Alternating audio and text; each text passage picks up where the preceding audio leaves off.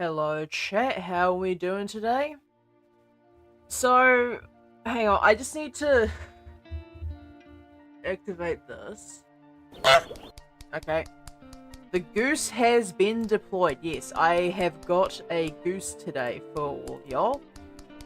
So, he's currently just wandering around my desktop. Now, just to make things a little bit clearer, this goose is running across what is essentially, I think it's a 1440p monitor, so he might not catch my mouse all the time, but he'll definitely be dragging stuff up on screen. I don't think he drags up anything that'd be inappropriate to stream though. So I submitted my assignment last night, like at about 11 o'clock, and somehow somebody responded within like 30 minutes, and he's already dragging stuff on screen. So apparently, like, the assignment's passed is all well and good, but the person in question who assessed me wants to see presentation. And by God, I will give him some goddamn presentation if he so desires. Oh, and the goose is angry at me because I exited out of the meme. Okay, please don't grab my cursor. I need to put the screen on. Thank you. Alright, there we go. Alright, we have Goose, we have Blender, and we have a dream of finishing an assignment once. Alright, so I've got this mostly done. So, in the shading workspace, if I bring up the materials, and this is not going to break my computer or anything. So, I need to give this backdrop, so backdrop, match. I'm going to decrease the saturation of this just slightly, just so then I can see the stance. Now for the stance, I actually do want to have this be a different color, like a different material rather. And I don't actually have all too much in my principal BDSF files. Or actually, are they called principal BDSF? I might be thinking the wrong thing. Yeah, PBR textures, here we go. So I don't really have too much. I suppose I have some wood materials, but not much. Okay, it's hard to repeat apparently. So if new material, stand, oh no, you don't get it. Alright, now if I grab this in,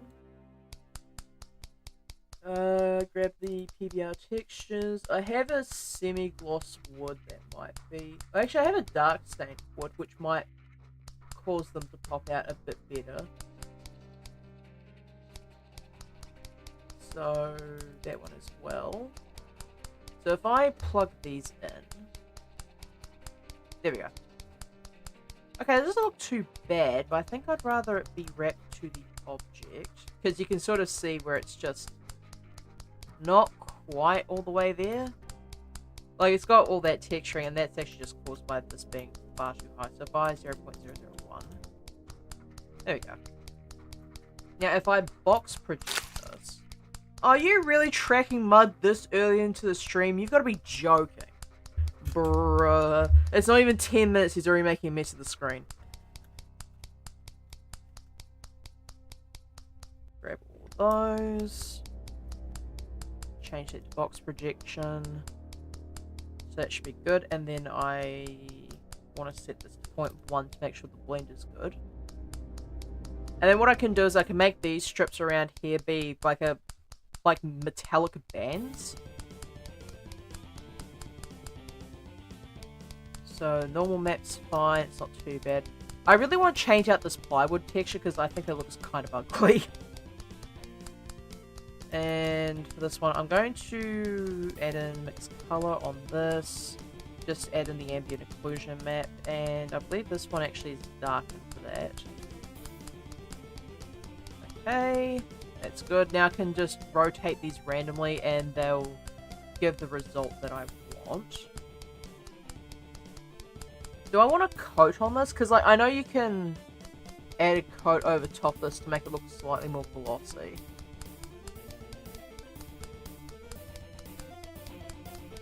Is that too much? It might be.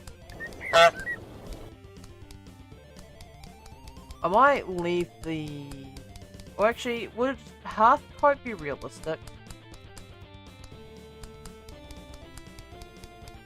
Honestly, I think half coat might be more realistic here. So if I need to link the materials on those bottom two as well. I am drifting the goose. That is just what's going on today. And that one, Control L and materials. Now, if I grab these all specifically, I'm going to go into local view with that. Now I can set up random on this. Scroll out.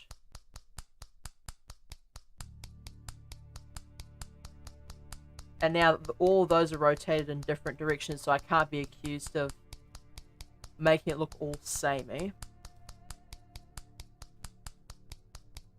Alright. Actually, do I think the gloss detracts from it? I might give it like 0.2 instead. So it gives some gloss, but not too much. Honk. Right, let's have a look at this in... Okay, you know what? That looks realistic enough, and I'm not complaining. Thank you, Goose. Even the Goose thinks this is a good thing. Alright, so... metallic banding for these. Should be easy enough. All I've got to do is just grab both of these, control plots once, and assign a new slot to these. Now I should be able to get a metallic material. And I don't particularly want to use the what is it, procedural texture, and the only reason for that is my computer is already screaming over the procedural textures on these Pokeballs. I don't want to risk, like, actually destroying my computer. And again, you're just making a mess of my desktop. Okay. So, wood stand, metal band. Alright, what have we got here? Streaky metals. Okay, let's see, we've got streaky metals, spotted rust, which is not going to be helpful in this case. Scuffed plastic might work technically, rusted metal, not a fan of the idea, versatile, not helpful. Damascus steel could be interesting, but I don't think it's going to work in this case. So, I think it's time that I went over to the PBR texture website and just quickly grab in a good metal material. There we go. Nope, that was not the website. Which one was it? Oh, it's the one directly above it.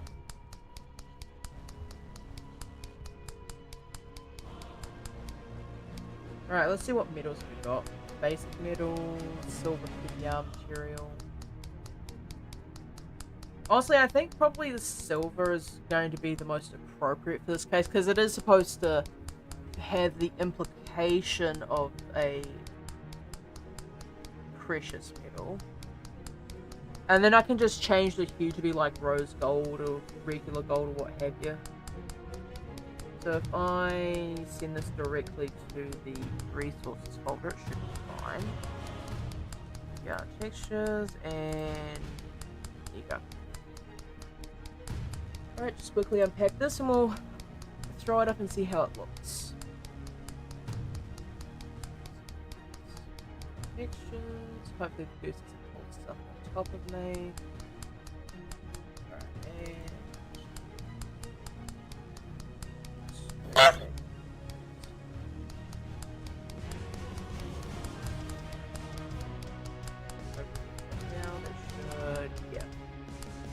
okay.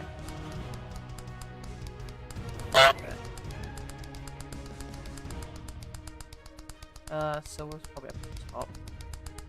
It is not synthetic rubber, but it's not silver. Alright, here we go.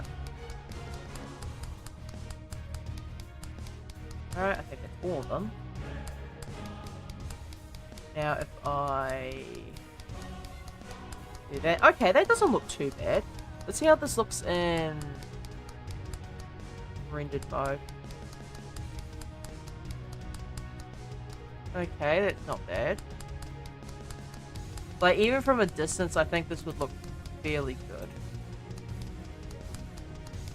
Oh yeah, I still need to, grab this. I need to Control L and link object data, and then link materials, I believe. Materials? Okay, these ones apparently just... Oh, wait. It would probably help if I, selected the right one for this. Okay, so that's good, but like having some variance in the metals would also be quite nice. But I'll leave that for the time being. I'm just gonna... Ah, dang it, I thought I could hit both at the same time. Darn. Okay, that's the first time the goose has managed to get my cursor. Alright, so, okay, that's not too bad. I know if I pull up the neon ball now... Okay, it doesn't look too bad. Is it too far down, perhaps? I feel like it should be more indented. Like the stand itself, I mean. If I pull that out just slightly... And if I look at it from this angle, it still looks kind of indented, does it not? Like, I want there to be sort of a gap in between, so what I might do is I might make a duplicate of the indent. Or maybe even just indent that further and have, like, a fabric on the inside to make it look like, what's the term? Looks like it's padding in the bottom.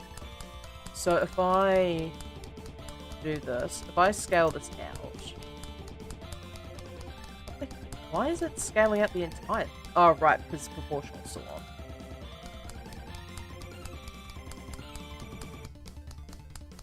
Okay, so now, if I go out of that... And just having, like, a little bit of padding that goes over the edge here would probably go a long way to making it look like it's... You know... sitting on something as opposed to just being in direct contact with the wood.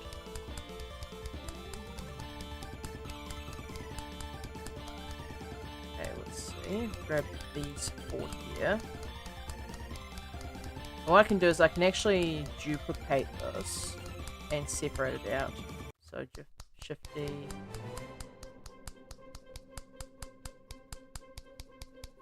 Now if I select separate by selection.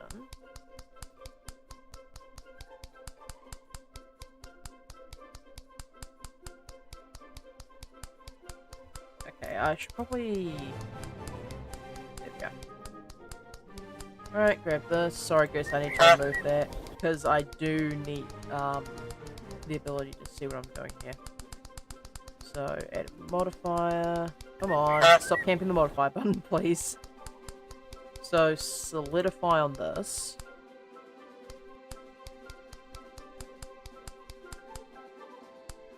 So that's a good start. Actually, would this work? Let's turn this off for a second. Turn the subdiv off for a second. Actually, keep the subdiv on. So if I make that go the other way. Alright, so now we have a more accurate representation. Add an additional 0 to that. Again? I swear the goose just like turned around and looked at me. Not like the streamy, like Caitlin. Like the goose just turned around and looked at me after I complained. Man, did they add actual AI to this thing? Because if so, like, that's impressive for something that, like, the file size being that small. Now, if I extrude this out, scale it. Alright, cool. So that should be fine. And then what I can do is, like, I can make these different colors to coincide with the various different spheres.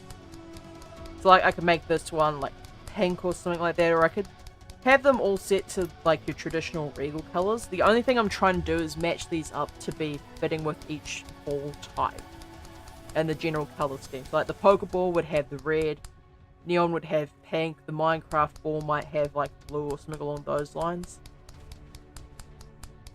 But, like, a really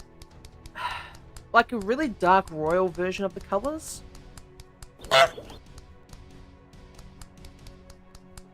Okay, I'm sorry, Goose, but I do need to see the right hand of the screen more than I do the left. Like, if you put up the left, I will be less likely to close your things. But if you put them up on the right, I do need to see the outline, I'm afraid. Alright, so... if I set the solidify to be slightly higher, let's say 0.2.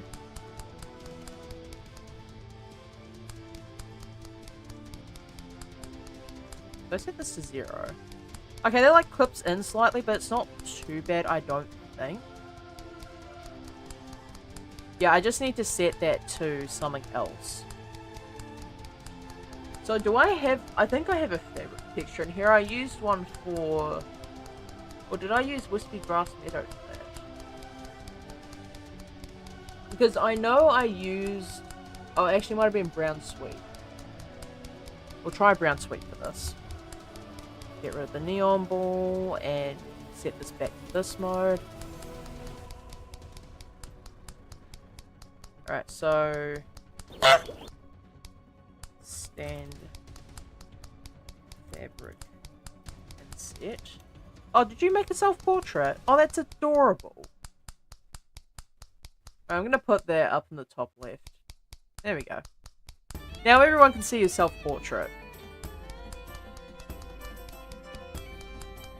Alright, so what was I doing? Right. Control Shift T, and where is the sweet?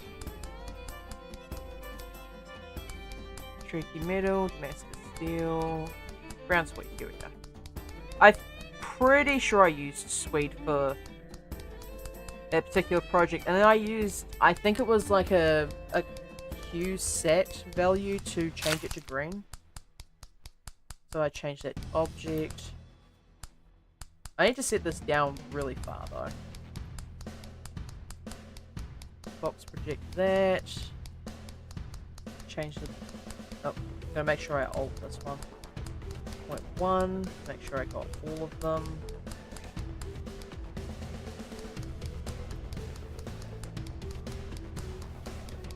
So wait, if I turn this off, okay, 0.05. 0.1?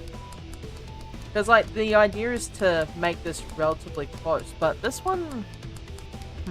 Oh, wait, I know how to fix this, actually. Let's set this to be, like, 3. And then set this one to be further down. 0.001. Goose yonk. Okay, so it seems there needs to be some level of displacement here in order for it to look relatively decent. I could set this even further. I could set this to like 5.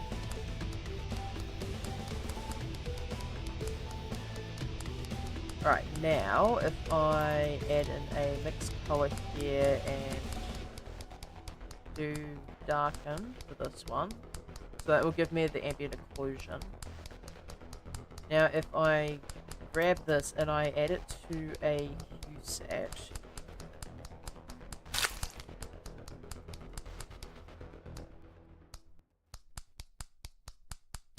so if I bring the set up really high, I can now change the colors on these. like, set that all the way up. Okay, that looks pretty decent. If I plonk this into cycles... Yeah, from a distance, you'd think that was just regular fabric, so... I suppose that works. Alright, now... What I need to do is I need to... remove subdiv, specifically. Remove the bevel and apply the solidify. And I need to Control J to join these. And now, yeah, propagate across all of these. Okay, and then obviously, because there's that there, the subdiv already applies to that and the smoothness already applies to it. So the pedestals look pretty good. Should I click on the goose chat? I'm gonna click on the goose. Hey. Hey goose. Oh.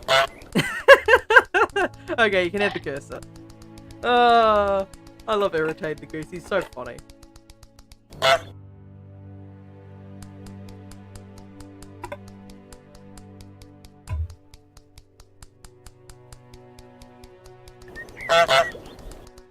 And while he's over there, I can go ahead and delete his stuff without much consequence. So now, with each of these, I can make them a different color. So I'm going to position each of these balls in the correct position. So I've already got neon here, right? And like, that's pretty decent. I can actually probably move this down slightly. Just to really make it inset.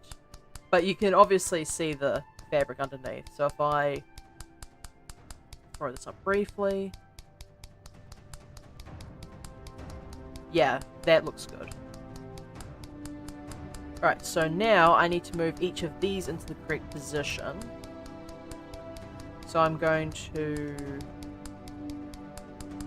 I think the easiest way for me to do this is to go into edit mode.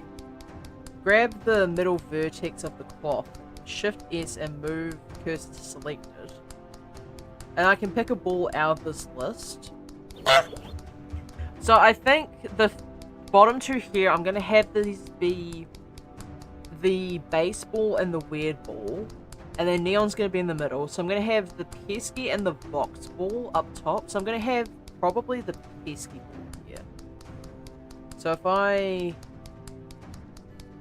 grab the pesky ball, then shift S and selection cursor. Okay, there we go.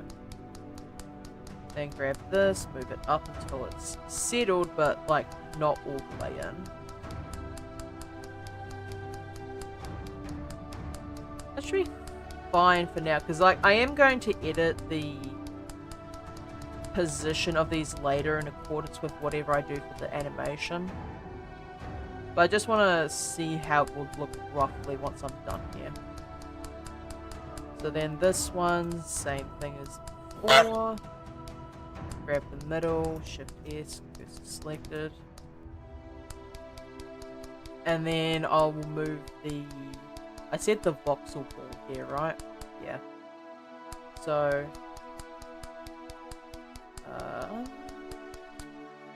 right, shift S, selection to cursor. And then I can move this up.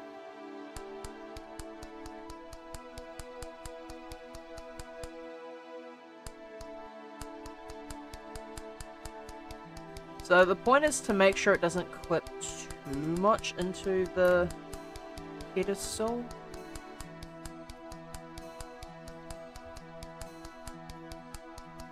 I think around about there would probably be a good position, because you can see the bits here.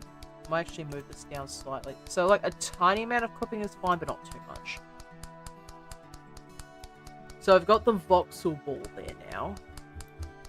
And then, as I said for the front ones, I'll just shift S, cursor selected. I think I'll have the, okay, here's the thing, right, chat? I want to make the coloring somewhat consistent. So I know this one is blue. Also, it's starting to get a little bit messy. I'm gonna move this one down the bottom. You right, buddy? Hmm? Yeah, that's what I thought. So, I know this one is... I'll just go from here. So, I have something to come back to. So, this one's blue. This one is essentially gold. This one will likely... So, the last ones that we have are white, maroon. Actually, that's O-O-N. Maroon, we have red. And what else do we have? We have what is essentially black.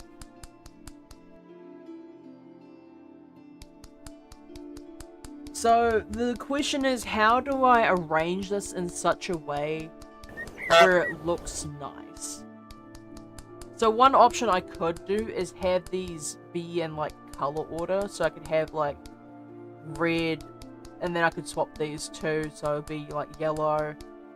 And then I don't have any like green, but I do have the voxel ball, which is up here. And then like this is actually pink. Pick? Okay, hang on. Let's try spelling this correctly this time. Pink. So like color composition is going to be fairly important here too. So I think I want them to be in opposition, but I don't want them to be in direct opposition. So like, if I had the red here, it might not work as well. But if I had... Actually, no, that's a lie, because I can have the weird ball be here. So I can have weird... So I have black here. So if I have the weird ball here, it's not going to really work because it's already blue on the top. So if I have red here and then blue here, sorry, black here rather. So these two can directly contrast each other. These three here more or less contrast each other because that one's main scheme is gold, this one's main scheme is technically black. And then this one is blue, which is in direct contrast to the pink. So then the last two that we have here is white and maroon. So what I can do is I can actually put the maroon one here.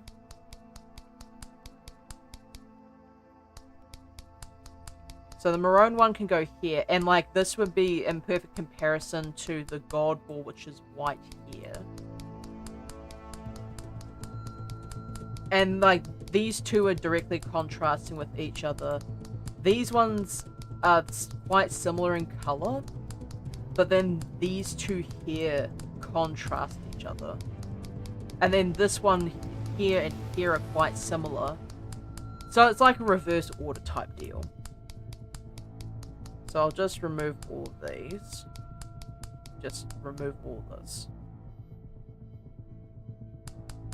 So on this one here, I'm going to place the basic ball. So if I shift S and selection to cursor, I am on phone currently to not have too much running on the PC. Fair enough, Foxy. How you doing? Because I'm currently being harassed by Goose. So audio only. That's fine. The audio is most of the experience for this stream anyway. Can you stop tracking mud all over my desktop, please? Like, is it too much to ask that you have some decorum when walking around on my desktop? Okay, so if I have this one here, and then with the other side, just get it selected. And then I can move the weird ball to be here. So Shift S, selection cursor. So what I can do is I can have like the final resting positions for these setup, and then I can just animate backwards from there. Playing Power World, finishing something, gonna go farm a certain resource and log off. Which resource are you farming? Because depending on the resource, I might be able to give you some good hints for it if you so need them.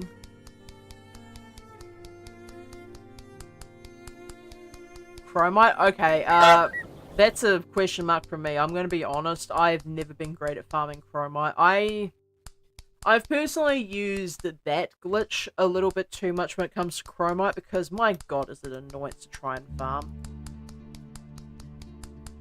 So selected, and then evil ball. Grab this.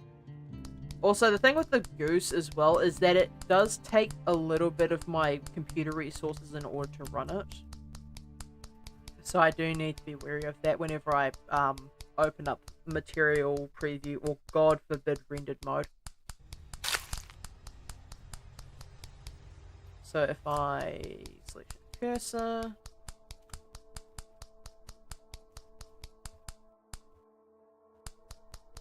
so this one's going to be quite difficult. I'm going to have this raised up here. Probably a little bit further. So this one's definitely going to be on an angle when it lands. It's probably going to be like on its side or something when it lands. Because there is no way I'm going to have this directly digging in. I might have it like leaned backwards or something, which will probably be a lot easier to work with. Alright, Shift S and cursor selected. Oh, Foxy, I know you're audio only, but I have actually finished the God Ball coloring if you want to have a look at it. I can send you like an image or something if you would prefer that. And selection cursor. Oh, there's like so much stuff on the left hand side of my screen now. Why are you like this, Goose?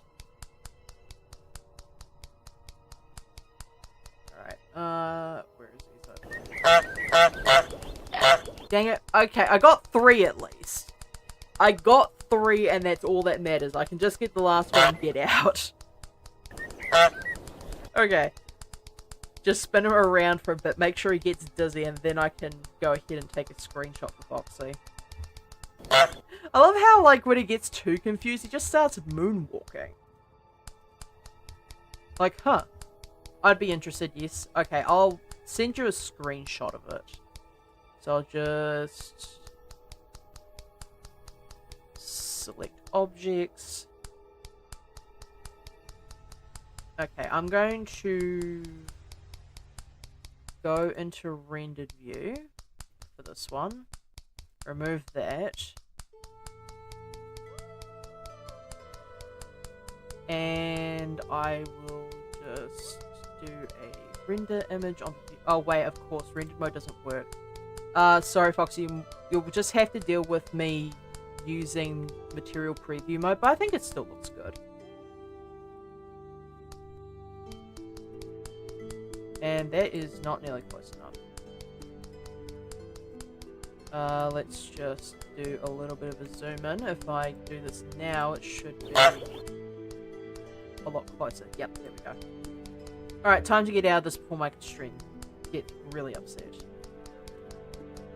Alright, so I shall send this to you, Foxy.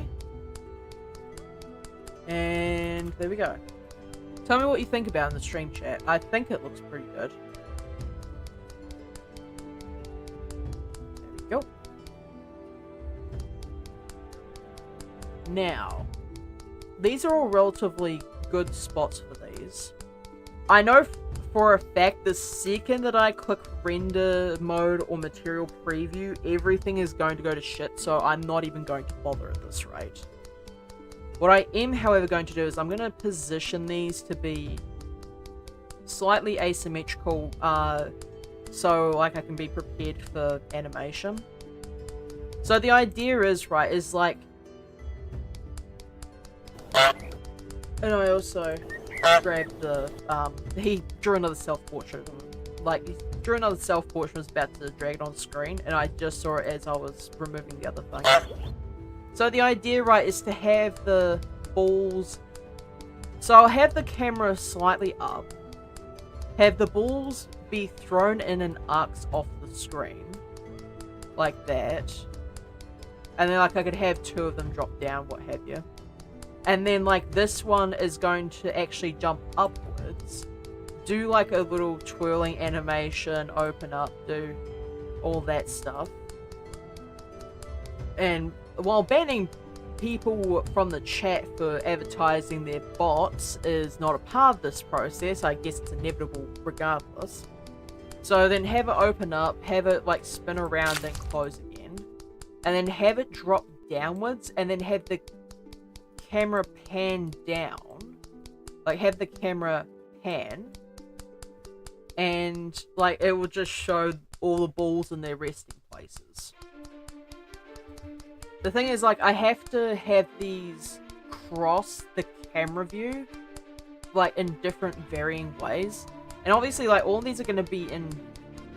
Well, I say they're going to be facing forwards. They're going to be facing forwards, but they're going to be, like, tilted at slight angles.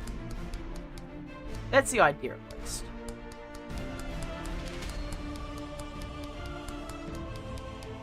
So, I just need to... I probably need to do curves, I think. Would probably be the best idea. Otherwise, I can just animate them by hand, though it is not preferable to do that.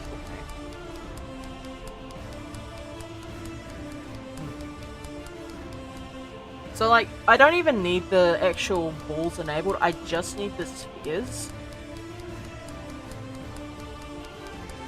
I'll have this one be sitting here for the time being, but these ones will be moved off to the side. Could you not, please, just for a minute?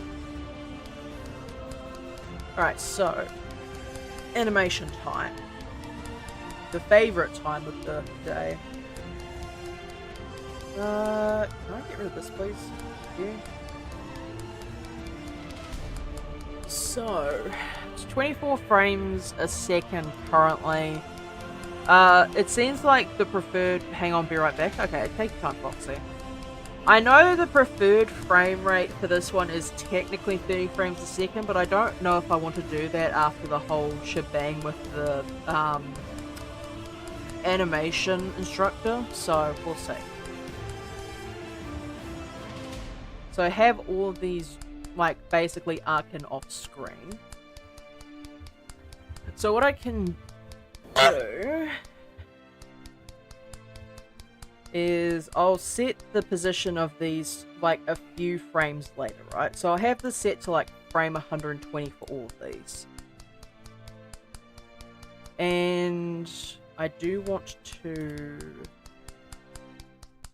have the keyframes be set specifically here. So I'm gonna pull this up. Actually, I didn't realize at the time I was there too. Sorry, Mr. Goose, I do need to get rid of some of your stuff here. Now, the dope sheet should show one of these at a time. I think it's actually the action... Is it action editor that shows all of them at once? Possibly. So I'm going to position location first. So...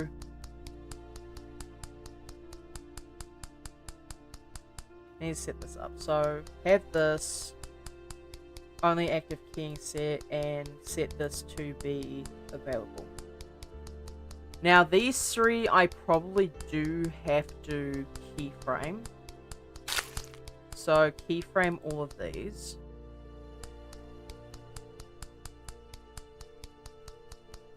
So all of these have keyframes. Now, I don't need scale, thankfully. Unfortunately, I do need rotation for all these too.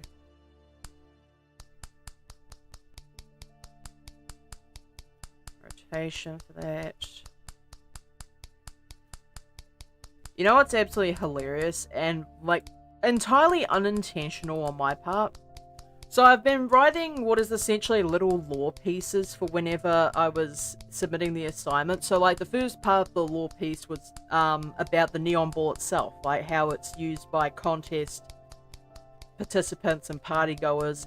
And then the second bit of lore is about a particular particular coordinator rather, who popularized the usage of the neon ball but got disqualified initially because it was a non-standard Pokeball. But apparently, like, the entire thing received backlash, so the international community had to reconsider their stance on non-standard Pokeballs. And then this, which is a bunch of non-standard Pokeballs, is the third part of this assessment now. And I was just like, I accidentally foreshadowed the fact that I was doing like 7 different Pokeballs at the same time. That's rather amusing. Also, I want to set the initial camera position. I think I might do that. I'll set the rotation and location here. Except I'll set this one further down the line. I'll set this to like 240.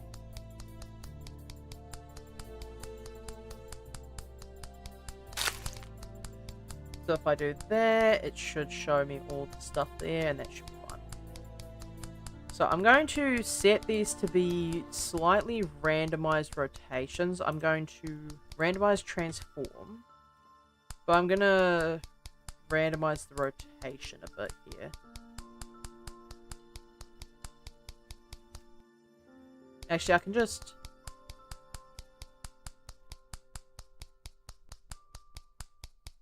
Shouldn't be. Welcome back, Foxy. How you doing? So I'm going to have this one be leaned off in a slight angle. Actually, that one I actually want to have the angle pointed inwards a little bit. Have this along the Z, rather. So have that be positioned like that. And then this one, I sort of want to have it positioned in such a way where one of the missing no warnings is visible, while having the sticker visible as well. So like each of these would be visible too.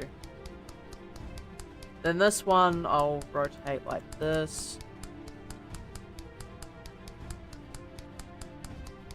Have this one rotated slightly. Actually, I might actually have this one rotated. Do I want this one rotated? Probably, yeah.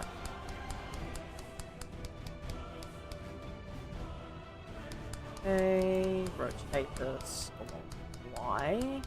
The local one, preferably. And then I can have this moved over a bit. So that it's more entrenched in the thing here. So it's entrenched like that. Actually, maybe even having it in the other direction.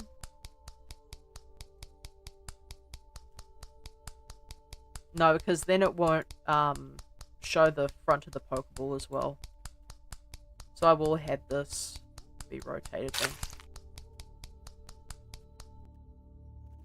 Rotate down the local Y. Something like that.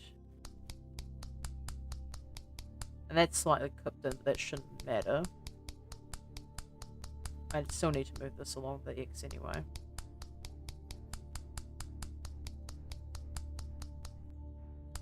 And then... is this going to be far enough? Maybe it needs to be a little bit further. So yeah, that should be in the correct position now. And if I look at it from here... yeah, there's no visible clipping on that, so that should be fine. What about this one? It doesn't look like it's clipping to me. I might have to double check it when later on though. So that one should not be clipping whatsoever. This one shouldn't be clipping whatsoever. So now it's just the back two that I need to do now.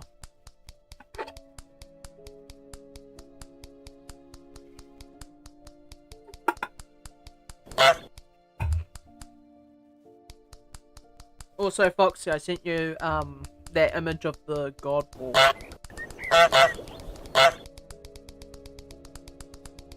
Alright, and spin.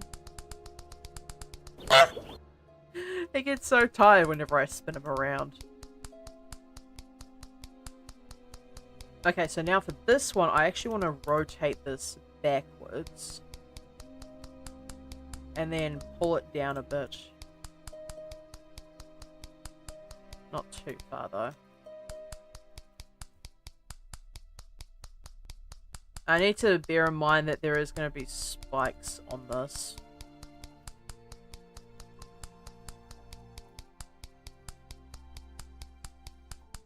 So down. It needs to be like really on point.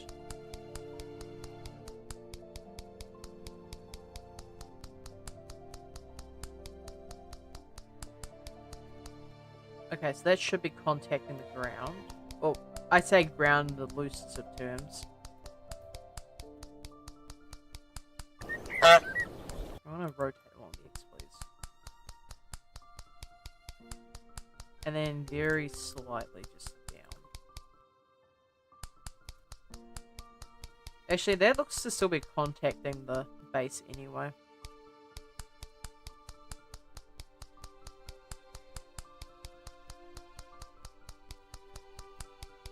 So if I rotate that in the Z. So that's technically hovering above. But I imagine it would be so back heavy that that's what it would look like anyway. In fact, I'd even argue that's probably front heavier. So let's do that instead.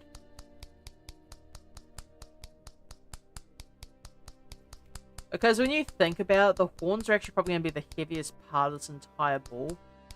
And like, when you really stop to consider it, this thing is not going to be aerodynamic whatsoever. Like, at all.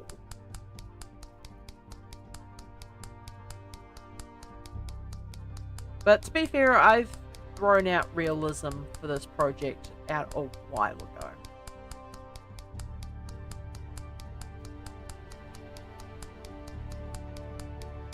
So then if I Z, and then this thing, I have no idea how I'm going to balance it out. Like, I could have it facing on its front or back entirely, but that's not going to give a good display of what it actually is. So I'm going to have this rotated in the X until it, like, probably along the hinge, I'd imagine. At this point. Like, it's the only reasonable way that I could excuse being able to see the front of it.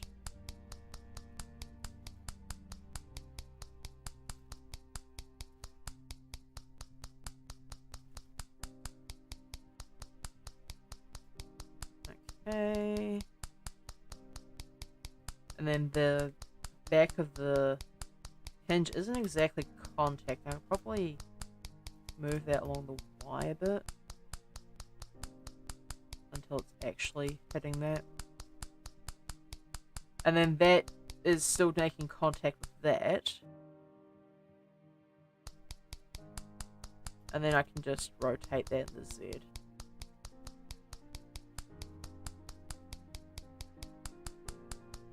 Alright, time to clear off some of the stuff that Goose is throwing up.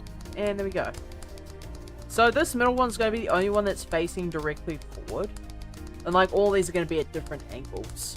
Which would lend some I guess, more interest and intrigue to the scene. And then, like, this one here is going to be the one that pops up, twirls around, opens up, and all that fun stuff. So, if I go back to frame 1 here... Oh god, it's so slow. Hopefully, Blender did something upset. So, if I grab a hold of the camera and do that, set this to be like 90 degrees or something, and then set the Z up.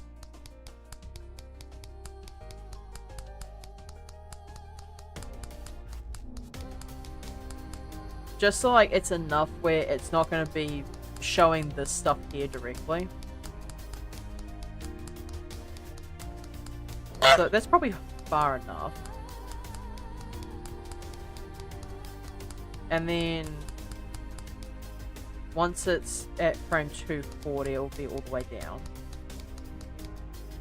I'm just checking to make sure there's no encoding errors. Like, I'm looking at the right every so often, because down the bottom of OBS it tells me if there's encoding errors. That doesn't seem to be the case in a second. So... this one... What? Okay, so the question is, what order do I want to throw these in? Because, like, the most obvious one is to, like, start from the front and work my way backwards.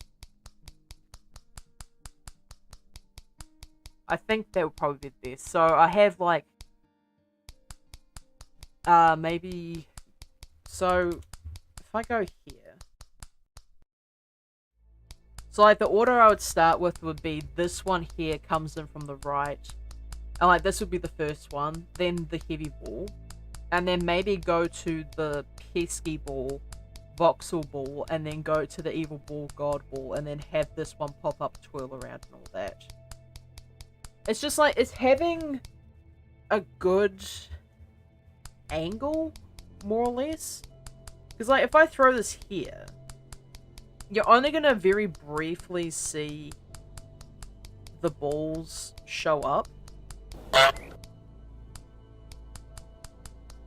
Also, the amount of lag I'm experiencing whenever I move the timeline around is quite incredible, actually. And I know it's just because of the procedurals, mostly. In fact, I might even just consider baking the procedurals, just so it makes the animation process just a smidge faster. So if I purge unused data, so 2 meshes, 6 images... Yeah, just get rid of all that stuff. So, probably want to have these intersect at a point, preferably along the middle. So maybe I want to have... move this up a bit. And then using the camera, zoom in until it's like in the middle of the screen. Like around about here. So using this information, I can just return this back to where it came from.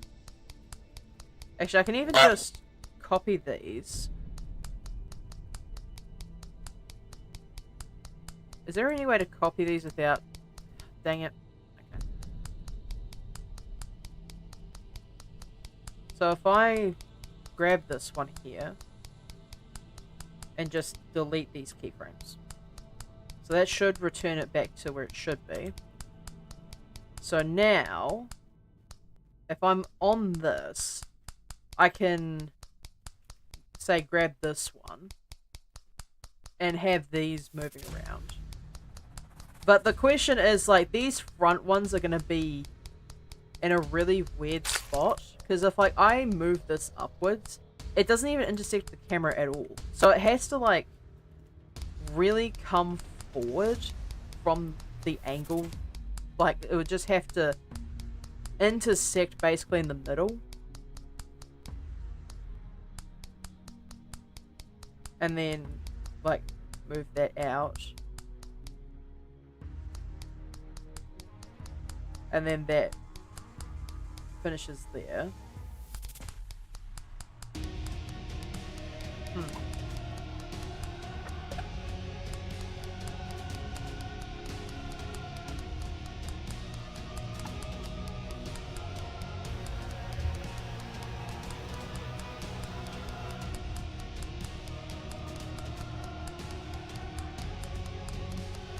What I can do...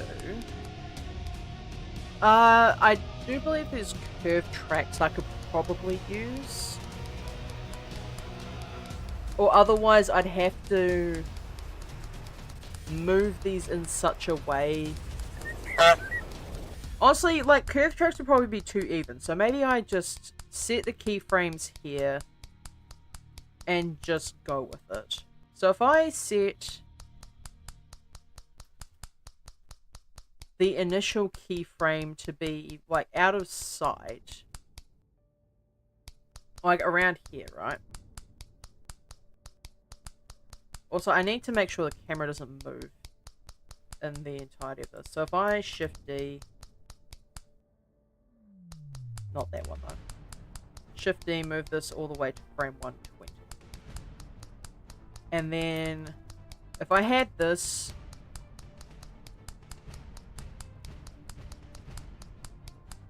there, but around here.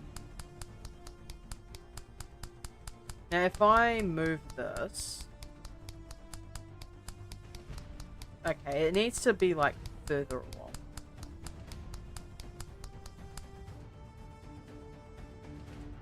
Now if I move this along, so yeah, like crossing past the front of the screen.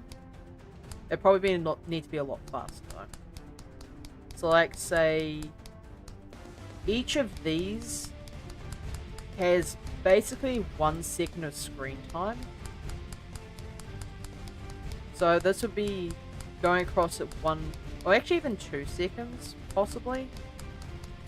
So if I made this 50 frames, so this would move across at 2 seconds.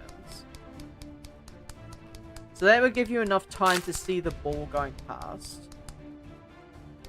And I'm gonna enable simplify on this, because that's probably part of the reason why this is so laggy.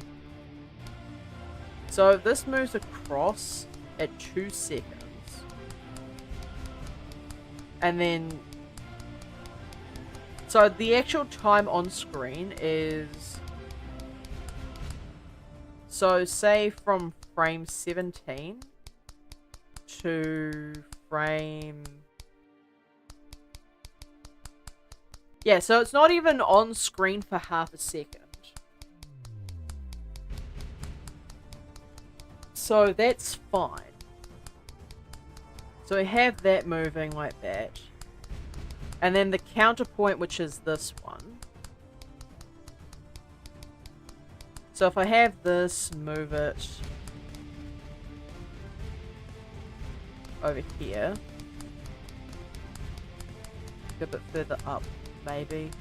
Because, like, the entire point is just for it to be imperfect, right? And then... want to Shift D this one and probably move it until it's frame 20. So it does that. So it's almost hitting the ground on frame 30. So if I grab this one. So maybe want to hit it like a few frames later. So it lands on the podium at frame 50. So maybe I want this to land at frame 60. So it goes across here. This one goes across here. So, like, I guess the spacing must be 10 frames between each of these. I'll move the initial start frame for this to be slightly further along. So that falls through there. Remove this one and move it here. So that one falls through here. That one falls to there. And then, like, probably these ones would arc. Like, these two here probably arc quite a bit further, so it smoothly moves across the screen. So if I can't really draw this because it's going to add keyframes. But if I moved it much smoother across the screen in these arcs, and then the two there can, like, basically roll drop from the top. So if I... Yeah, the next one on this order is actually that one. So if I... GX... Z...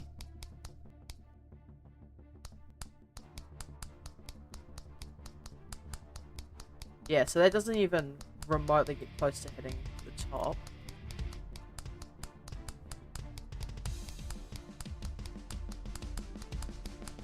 Okay, maybe it needs to be further across.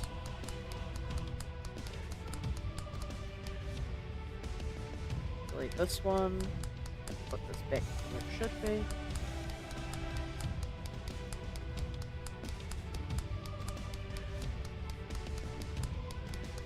It's just continuous pitter-patter with this guy, huh?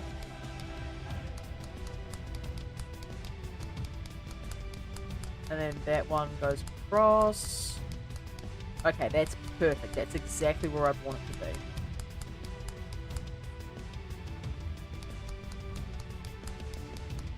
Goodbye to all that stuff, and almost all of them.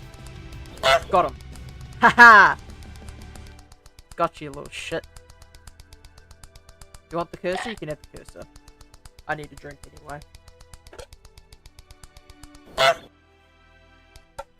Honk.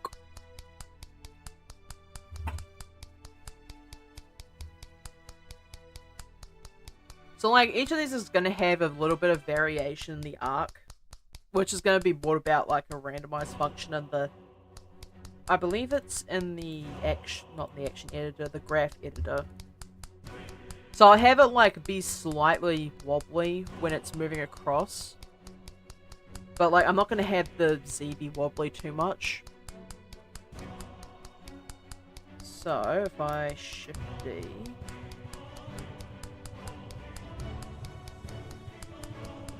So...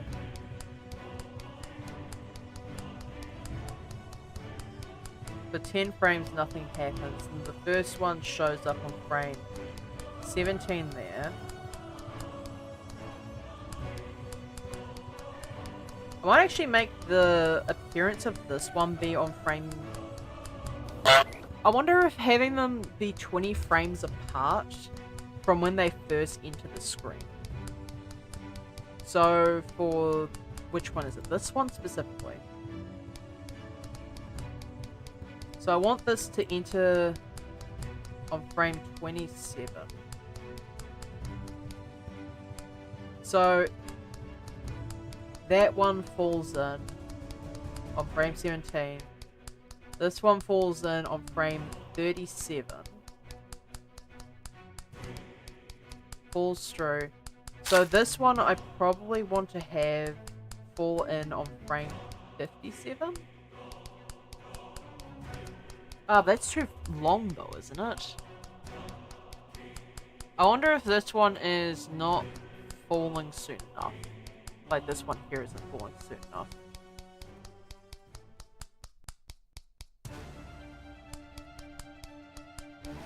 I suppose I can, like, cross-check it in a bit. So this one falls in on that frame, that frame. So this one definitely needs to be a bit quicker off the draw. I want it to already be on screen by the time frame 57 comes about. So 5, 6, 7.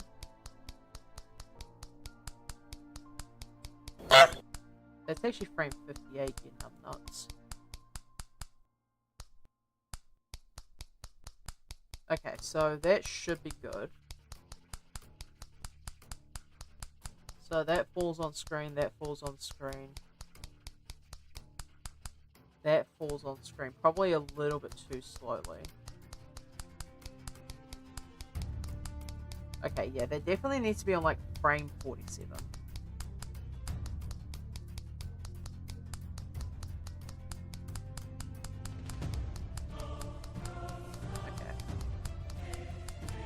So I guess this one has to move a little bit later.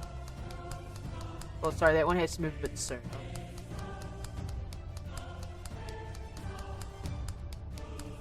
So, how many frames is it between this one exiting and the other one entering? So,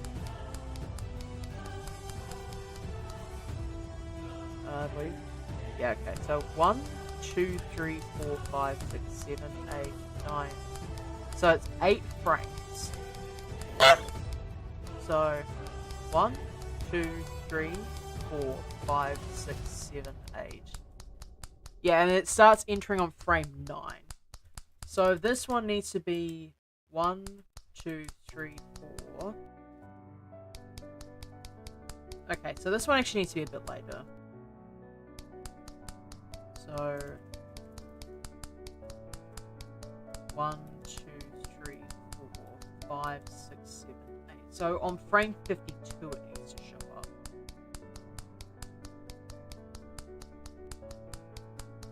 Actually, it still needs to be off screen on frame 52. On frame 53 it needs to start entering the screen. Alright, let's try this. So first one shows up, second one shows up, third one shows up, and then number 4 comes on screen as well. This is a lot of consideration.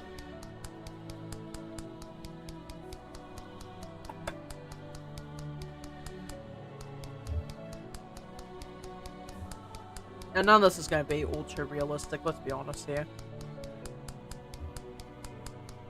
Alright, drag this all back to frame 0.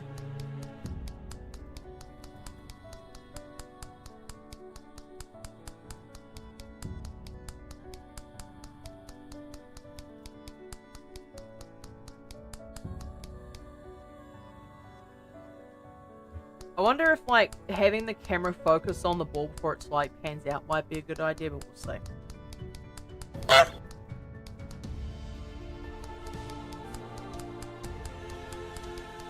Okay, so now, all these are going to go across screen.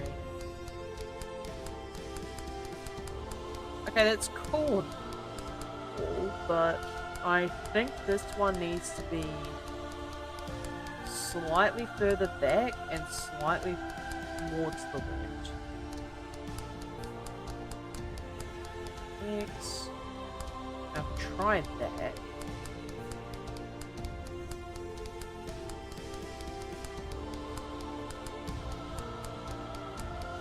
Okay, that kind of works actually.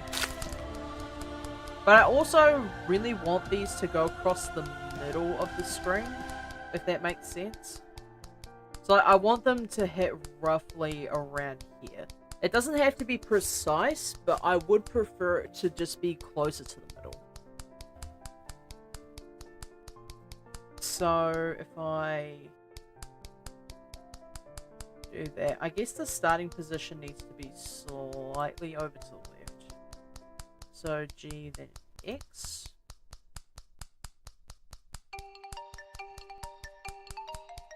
Okay, it's not quite there yet. A bit further along.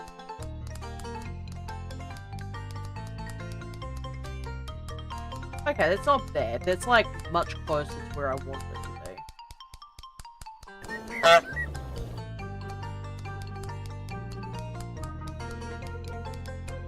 Go through this one here.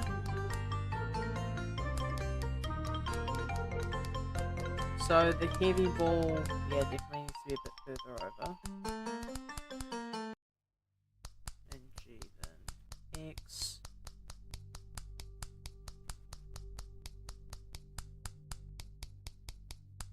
Okay, excellent. That's basically where I want that to be. So, get rid of that. Shift D. Put that there. So that moves along. That basically hits the middle position.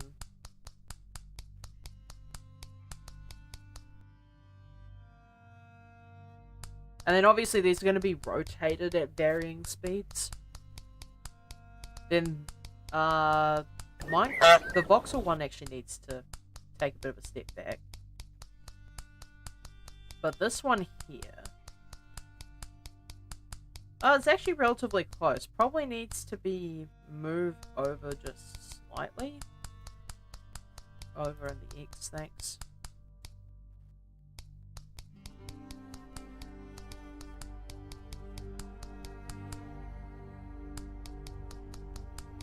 Alright, excellent. So that one is in the position that I would want it to be.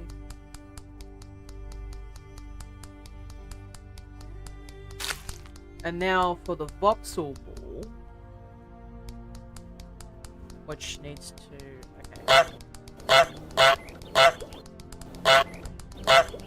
Okay, got it.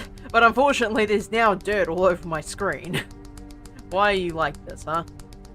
Why must you be a menace to society? Alright, so... the voxel ball needs to start later. So I've set this to frame 60 for now, just so I have a better understanding of where this is going to be. So this definitely needs some adjustment as to where it starts position-wise. Gonna G then X.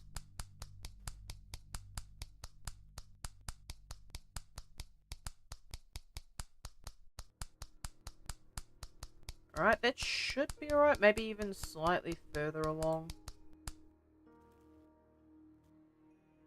We'll look around about there. It might overshoot.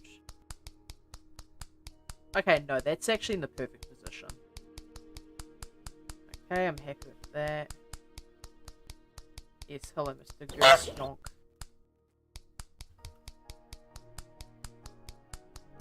I'm so glad that the goose doesn't force me to tab out to, to deal with itself. Alright, so... I do this, so... That. So, after this one needs to wait 8 frames before coming on screen. So if I grab the voxel one... So, is this the first frame where it... Yeah, okay, so 1, 2, 3, 4, 5, 6, 7, 8. So now I just need to move this so it's not on screen. One more frame. So, next frame... Okay, let's see. So, 1, 2, 3, 4, 5, 6, 7, 8. Actually, probably be easier if I use the keyboard for this. So, that's the first frame. 1, 2, 3, 4, 5, 6, 7, 8. And yeah, frame 9 is where that one comes in. Bonk. Look at him walking! Look at him move those tiny little feet. And then that one goes across. And then these two here, which are just going to be dropped on screen. Because I don't think having them... Well, I mean, they could have a bit of an arc, I suppose.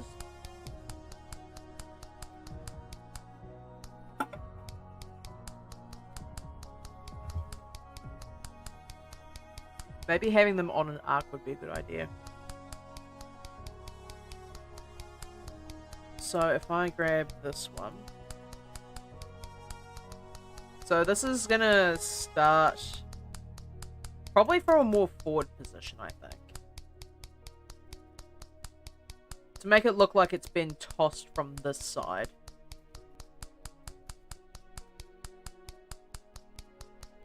So if I move this one along.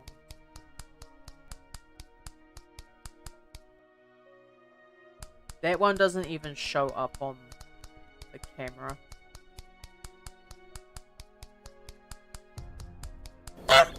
It basically has to be lobbed at this point.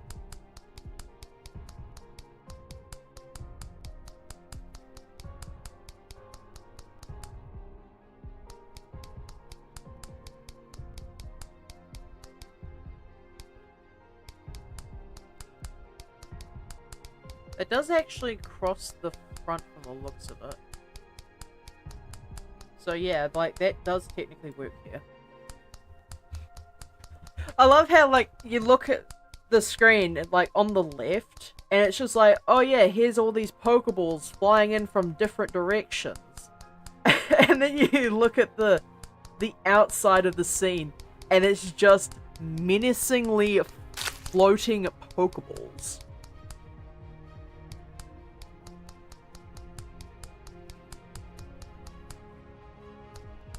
Alright, so now I have to basically just dictate where this one's going to start. I'm going to wait until much later. So that one goes, that one goes, that one goes. Okay, so there needs to be 1, 2, 3, 4, 5, 6, 7, 8. Alright, you move it back. You aren't supposed to be on screen yet.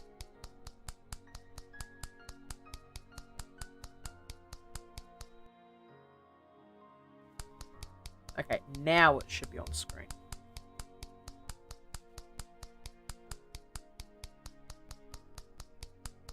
Now the spacing between how long it goes across screen, like from the point where it comes on screen and then falls down, I think that needs to be pretty even too, because these are all going to be the same weight.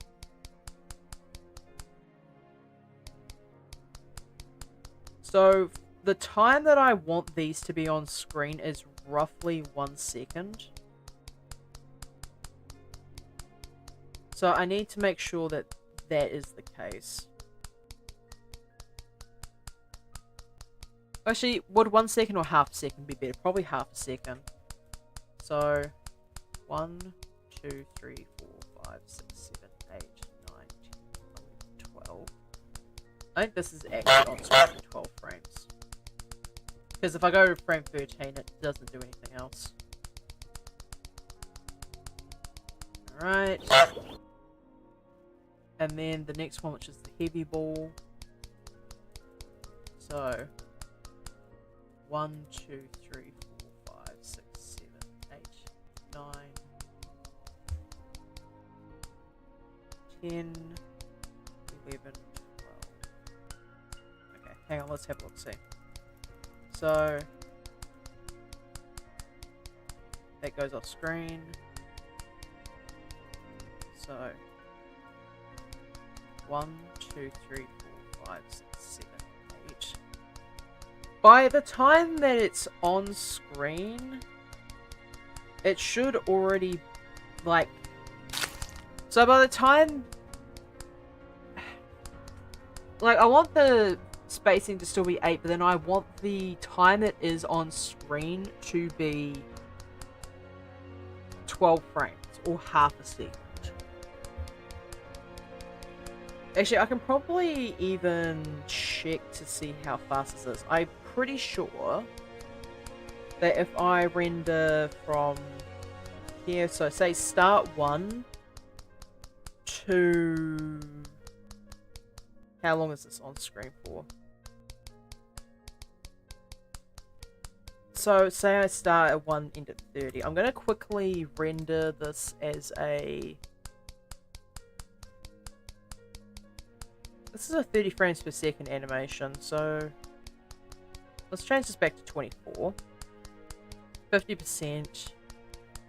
And then save this render as that with a H264 and 24.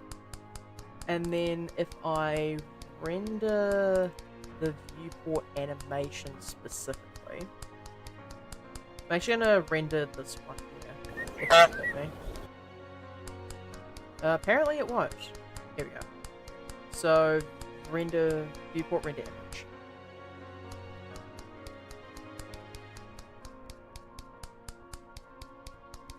Alright, let's see how fast this actually is. Render animation. Okay, that's not too bad. Yeah, so I do want that to be on screen for half a second. So if I wanted to animate this in 30 frames per second, I'd want to have the time that the ball is on screen be 15 frames. Which I think I'll actually do that, because to be honest, I very much prefer 30 frames per second animation. Like, I know Wayne, my animation instructor, is probably going to have an aneurysm over it, but to be quite honest, this is not his course, so I'm probably free to do what I want here. So, 1, 2, 3, 4, 5, 6, 7, 8, and then,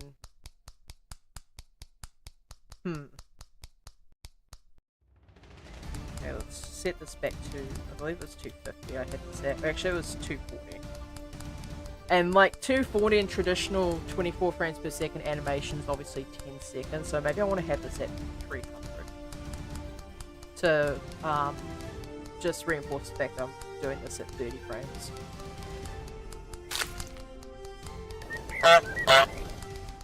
So, how do I go about... I wonder if, I wonder how long the TTP on the goose is. Like, invariably, somebody would have had to have found some way to TTP, right? Like, there has to be a reasonable TTP for this.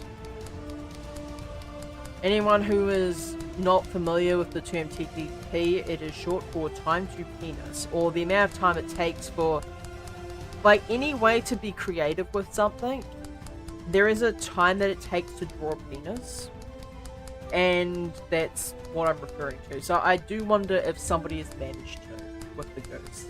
I doubt it's all that hard, really. Sorry, that was a that was a really unintentional pun, chat. I'm so sorry. That's probably going to be one of my worst ones. It's a shame that I can't put the goose in jail temporarily while I try to figure this out. So I actually want this one here. So I want it to be here.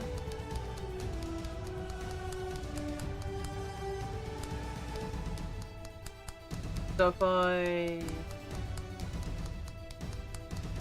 I wonder if keyframing this position would work any better. Because the thing is, nobody's gonna see the balls outside the camera. So maybe positioning location here would be fine. So if I do this, position this last one. So like the first and last frame that this ball is on screen. So that actually needs to be moved further.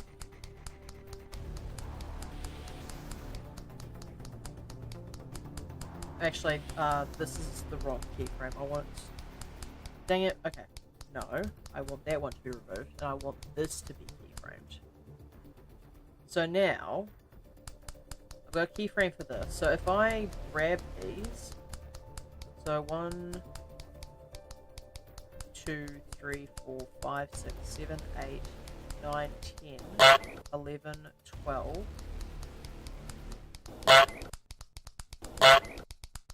And then 13, 14, 15. So on frame 31 is going to be the last frame of where this ball is on screen. So if I move these to be like that, so that's going to be on screen for half a second at 30 frames per second. And then I still want 8 frames in between these. So 1, 2, 3, 4, 5, 6, 7, 8. So if I grab this one here,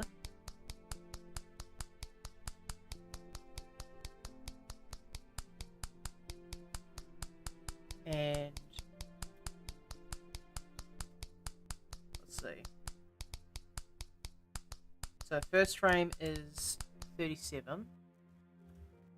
So location there. 1, 2, 3, 4, 5, 6. And then that's the last location here.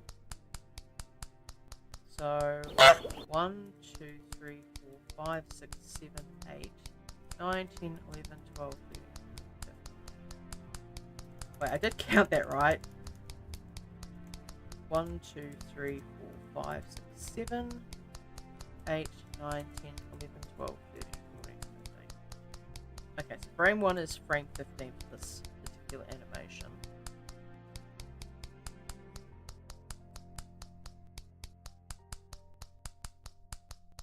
So just double check the frames between these. So 1, 2, 3, 4, 5, 6.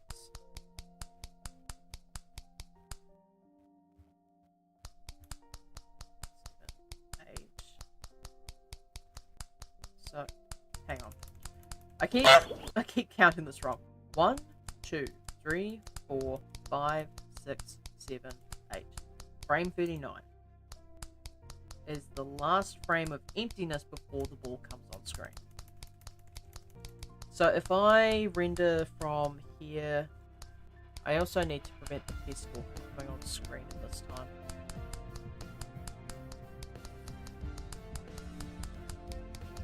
So if I grab this one, so if I insert location keyframe here, 1, 2, 3, 4, 5, 6, 7, 8, 9, 10, 11, 12, 13.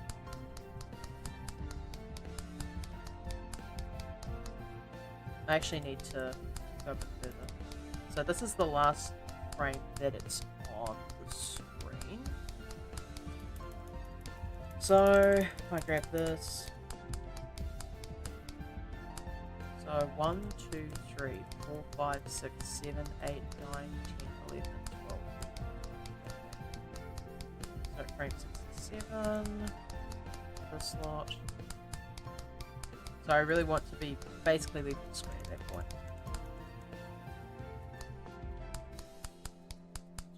2, 3, 4, 5, 6, 7, 8, 9, 10, 11, 12, 13, 14, 15, and off screen. Okay, cool. And now 1, 2, 3, 4, 5, 6, 7, 8.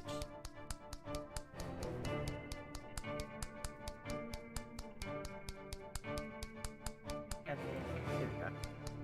So now that should be relatively consistent. So first ball 1, and then second ball, and then the third ball comes in from the side. Alright, cool. So if I take this, this should be 60 frames, should be sufficient to show the entire animation. So now if I go in 60, and I render the view from here, so viewport render animation, hopefully it should show me what I would like to see.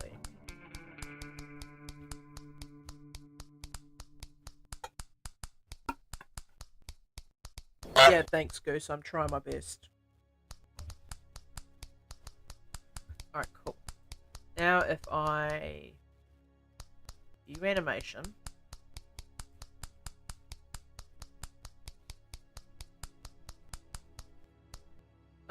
do I think this is probably even a bit too slow?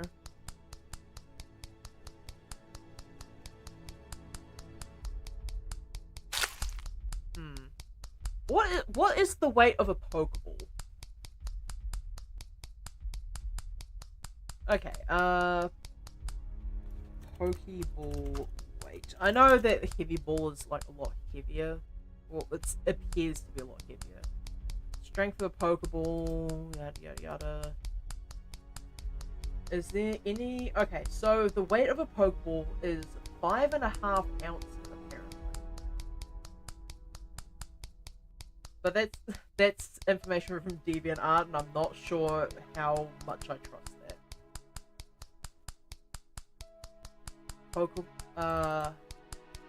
Weight of Pokeball.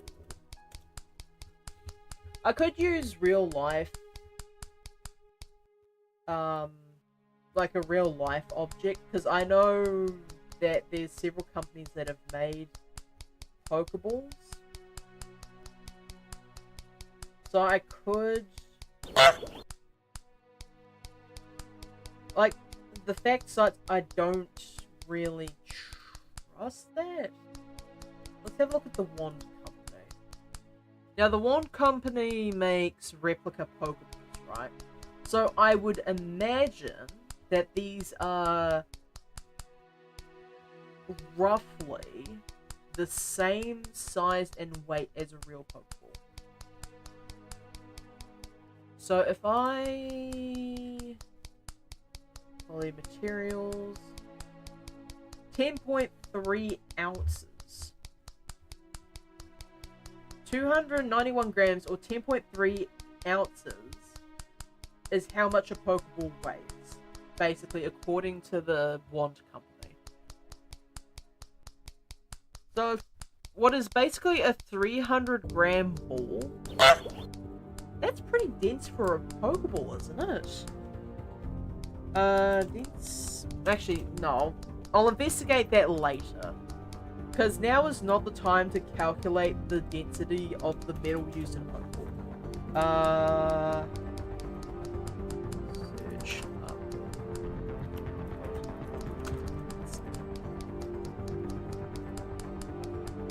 Okay, that's beside the point. There we go.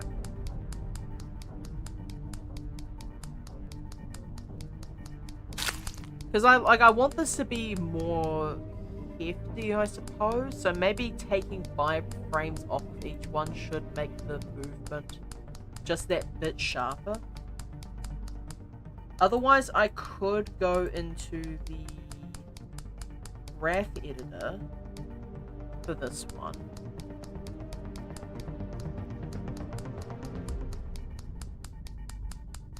So if I normalize this,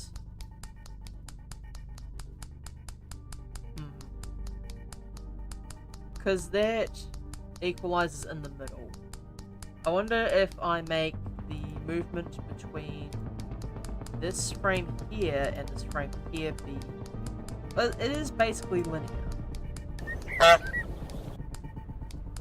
So grab this frame, and set the handle type to vector.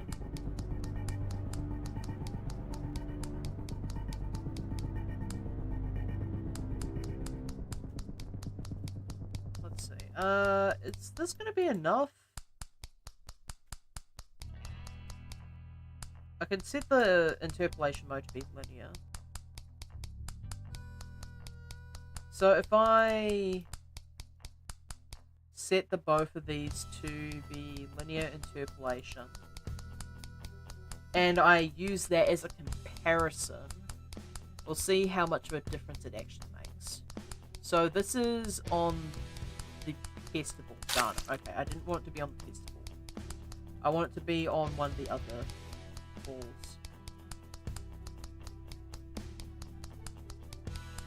Let's throw it on this one here.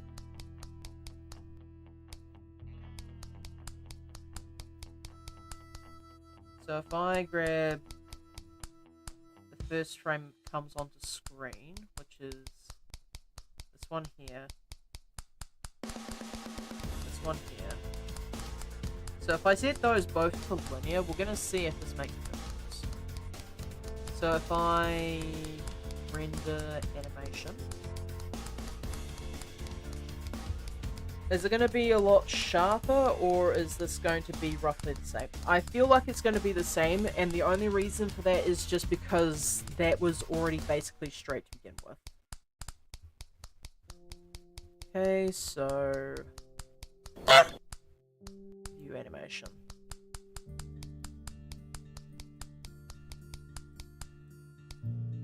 Honestly, that looks functionally identical to me.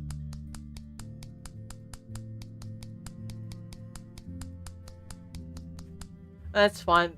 It's more or less the presentation that counts, and like the movement of the balls when they rotate is going to be the most important here, instead of the logistics of the movement downwards.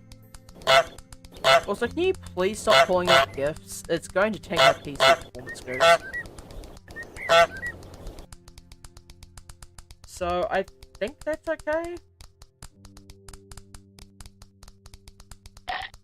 Alright, fine, you can have the cursor for a minute.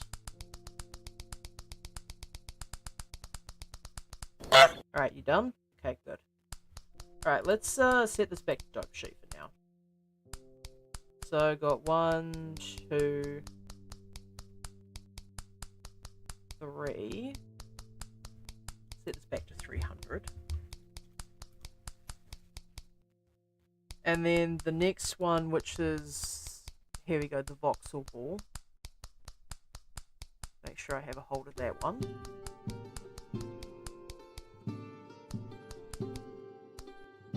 So that's the first frame that comes onto screen. And then this is the... that's the last frame apparently. So keyframe that. So that is on screen for a total of 1, 2, 3, 4, 5, 6, 7, 8, 9, 10, 11, 12, 13, 14, 15, right here. Nope, just want this one, thanks. And now I need to move these based off of how long the other Pokeball has been off the screen. So 1, 2, 3, 4, 5, 6, 7, 8.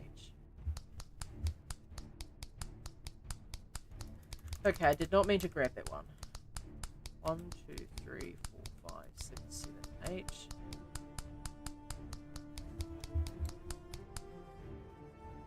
So move these forward.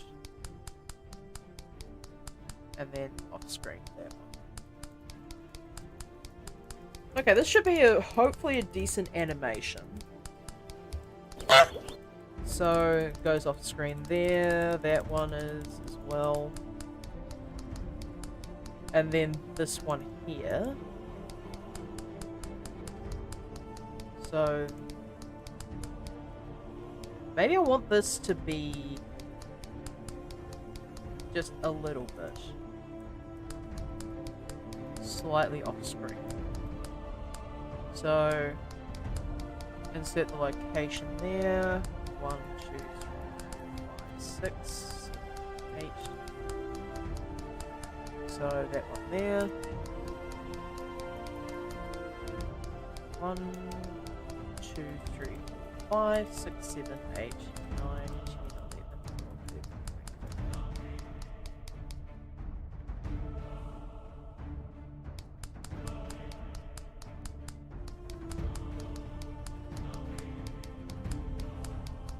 Alright, and then the last one, which is the God Ball, I still have to do.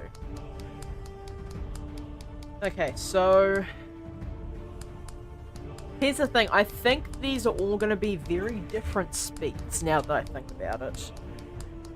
And the only reason I think that is because the positions of the balls related to the camera, which is what I've been basing these movements off of, have been very different positions.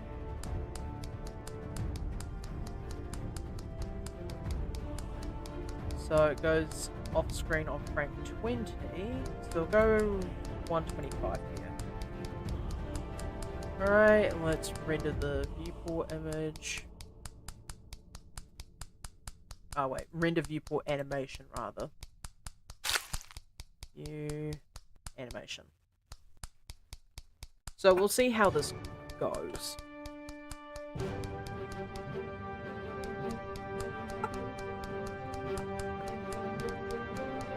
That's 2. That's 3. What they really need to do is drop at a consistent rate, which it doesn't feel like they are. Like, they're on screen for the same amount of frames. But I don't know if that necessarily constitutes them falling at the same speed. Let's... Oh, wait, shit. Okay, don't do that. That could have gone horribly wrong. Okay, I just wanted to view animation. Which is now non-existent because I've gone ahead and done that. Alright, time to re-render that animation, I guess. That was very dumb of me. Oh, this is annoying the goose for the time being. Oh, he's got my cursor. Help!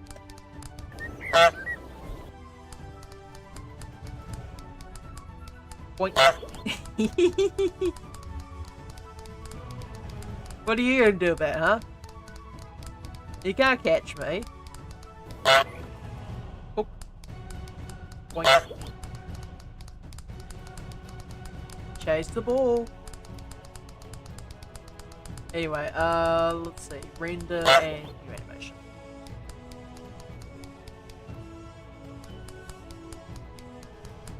Okay, that's not too bad actually.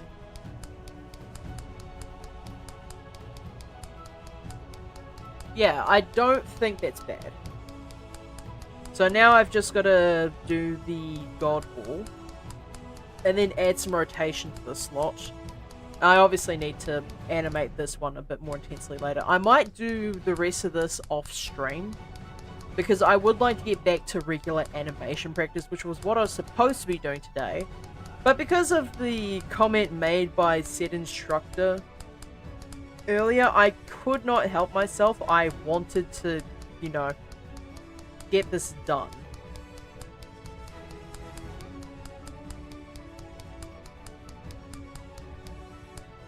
Alright, so if I go from front view, just make sure it's roughly the same height or fall in roughly the same way.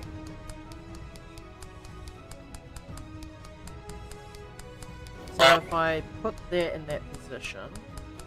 Sorry guys, I need you to pop out of the way for a moment, please. Also, like, if I decide to invite the goose on again, I might give him a few more images to work with. I could make, like, some Blender-related ship posts.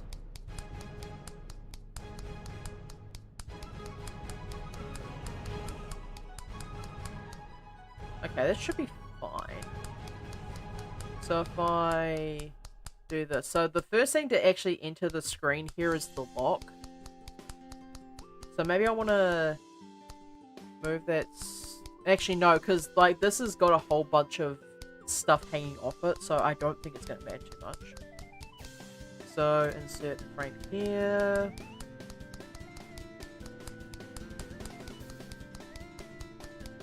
Okay, I'm going to get rid of the festival for a second so I can just focus on this one. So, the last frame on the screen is there. And then... Right, cool. So, 1, 2, 3, 4, 5, 6, 7, 8, 9, 10, 11. Actually, I just want to make sure I've counted from the start. So, 1, 2, 3, 4, 5, 6, 7, 8, 9, 10, 11, 12, 13, 14, 15. So, grab these. So now that's like that. So if I grab these here,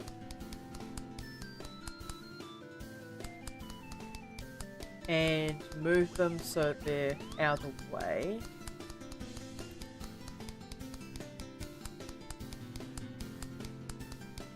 just for a moment, make sure the evil ball is gone. So 1, 2, 3, 4, 5, 6, 7, 8, 9. Okay, hilariously enough, I think I actually got that in the correct position.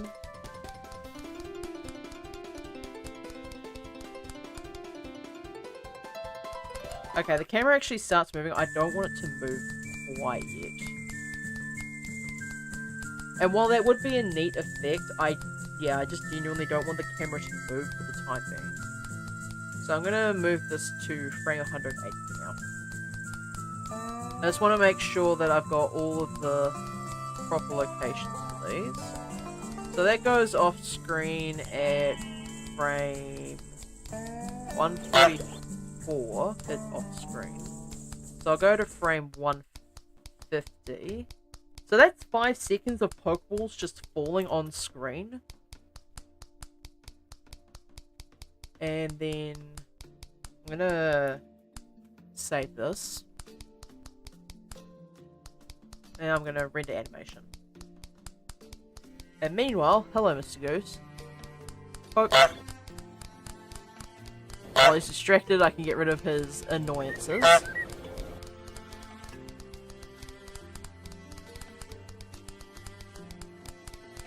He's just chasing a bunch of numbers at this point. Yeah, I know. I'm sorry.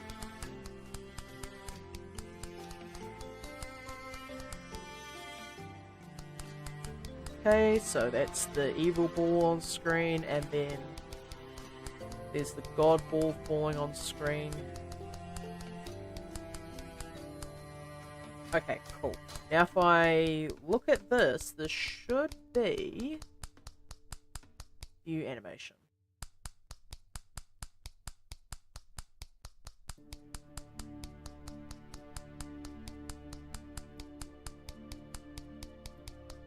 Okay, I think that's pretty decent. Like, it's really fast, but I think it's... Like, I want to make this, like, short, succinct, to the point for the first lot, and then, like, this one can do all the fancy animation work for me. So, I want this... Like, I want all these to be rotated.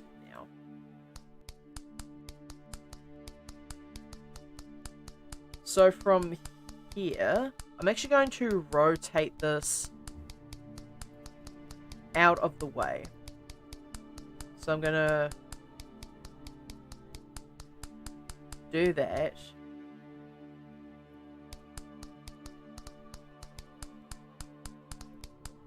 Okay, that's actually not bad.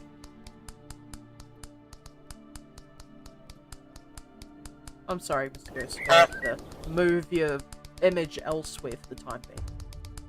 I am trying to focus up here. Here, come play in the ball. So that rotates. It's rolling around. Hilariously, it actually faces the camera like that.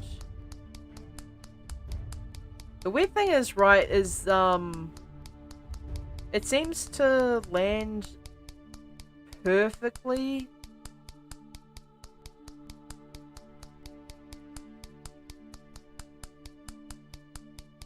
Oh wait, like, that is actually the right way around. So it, like, makes one more rotation before hitting the bottom. But I do want this to be... I need to change this over to the graph editor for a moment. So I want the Euler rotations, like all of these. I want these to be linear. So if I set the interpolation mode to linear, it's going to keep a relatively consistent rotation all the way down. And then when it hits the bottom, it's not going to have weird, what's the thing? It's not going to have a weird sloping effect to it. In fact, I might actually make all of these linear. So if I make all of these linear handle types... Actually, I'll make the handle types vector. Will that work?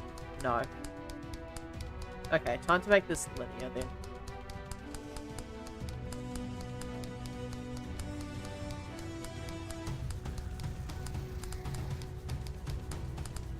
So yeah, that's the top of it. Okay, so the rotation and the movement both need to be linear in this case. Because the Bezier is just not going to be helpful here. So that's rotated like that.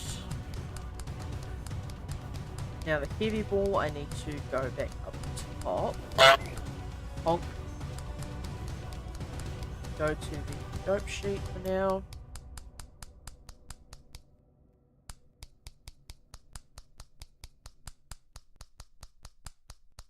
So now when that rolls on the screen... I thought I rotated this. Oh wait, the rotation... Was the rotation keyframed here? It must have been. Okay, let's just delete that rotation keyframing. So now, when that comes on screen...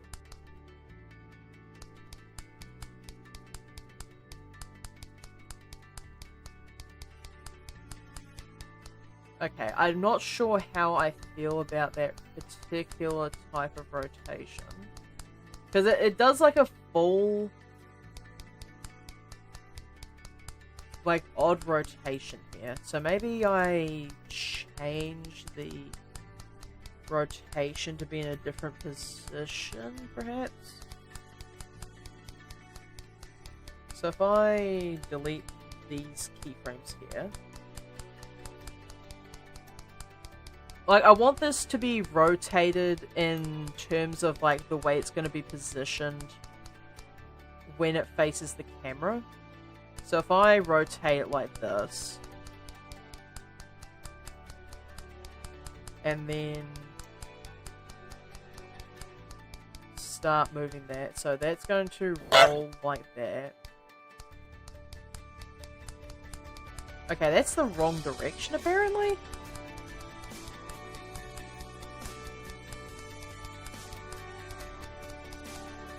So, like, that's rolling in the correct direction. Oh, wait, I actually need to rotate this way.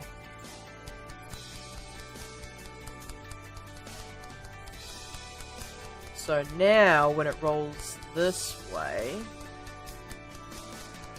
it should roll, yeah, like that.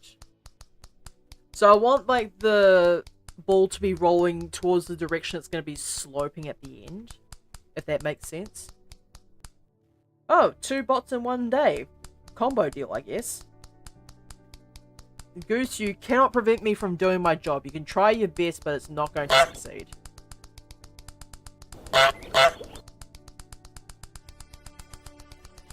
Goodbye. I love how... Okay, so what just happened, chat, was the Goose was pulling an image on screen just as I was banning somebody from Twitch chat for advertising their bot, whatever. And the Goose actually almost prevented me from being able to ban the guy, and I'm just like, huh. The Goose really truly is an agent of chaos, eh?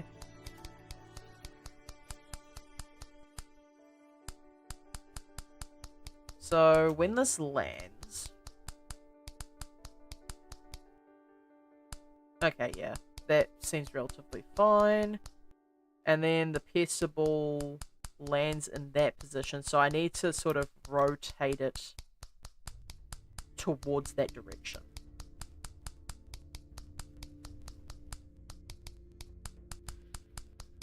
So now I have a hold of the piercer ball.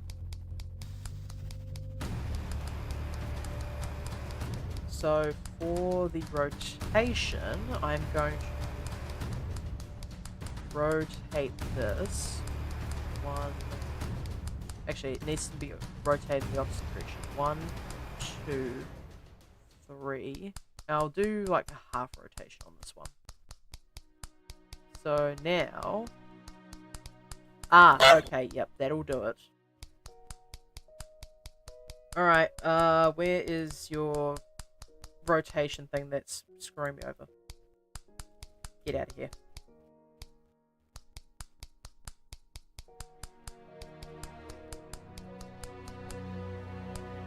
It faces the back. I don't want to face the back. I thought I had you where you were rotating. Leave. Thank you. 1, 2, 3, and then half. It shouldn't be rotating. Why is it rotating that way? It shouldn't be. Oh crap. Okay. Get out of it. You two as well. So shift Y. 2, 3 and a half. So now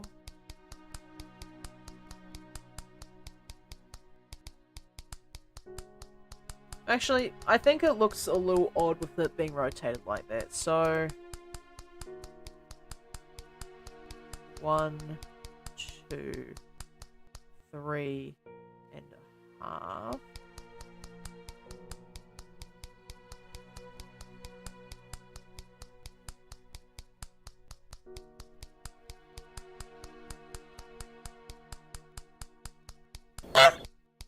Okay, now it's exhibiting even more weird behaviors. What is the rotation on this keyframe then? It's 10.655 and negative 11.905.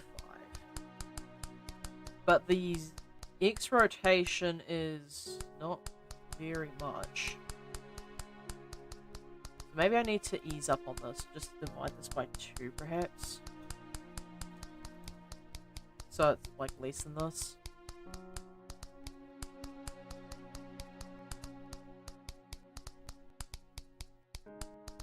Yeah, it seems strange because like it just slows down into it. It eases back into it. I don't want to ease.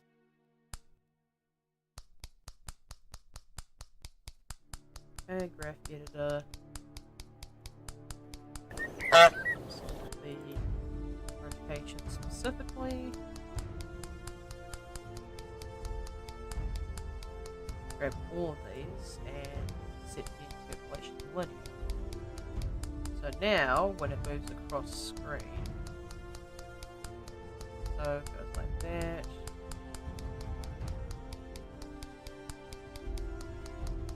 Okay, that doesn't help in this case.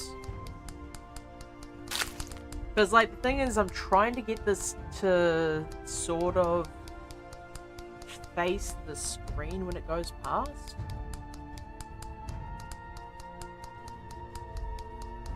If that makes any sense.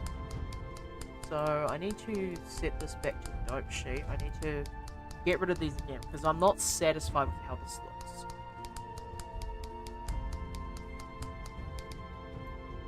I know I'm like ridiculously high maintenance when it comes to these, but being pedantic is the difference between a good looking animation and a great looking animation.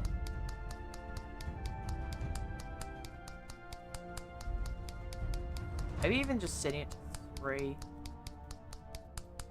I also need to make sure I have this the other direction.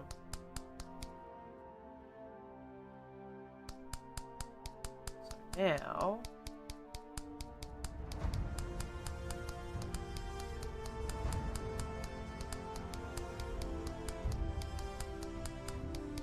okay, for some reason that didn't pan out the way that I wanted it to.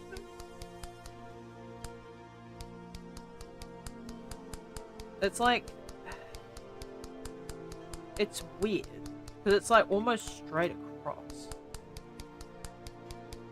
It might be because of that. 1, 2, 3. Now if I move this,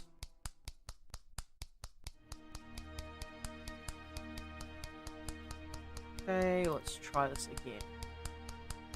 1, 2, 3 and a half.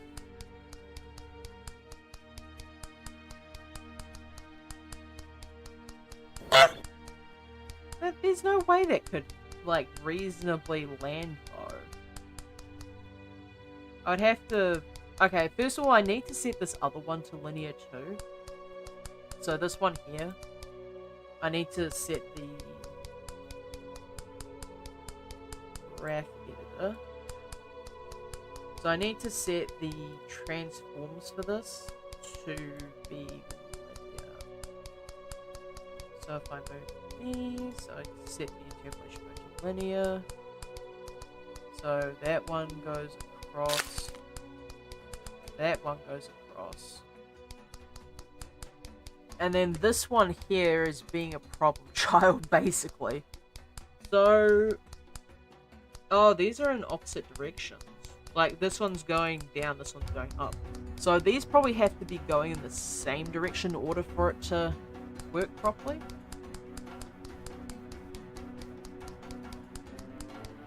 So if I delete the initial rotation keyframe on this. So delete that.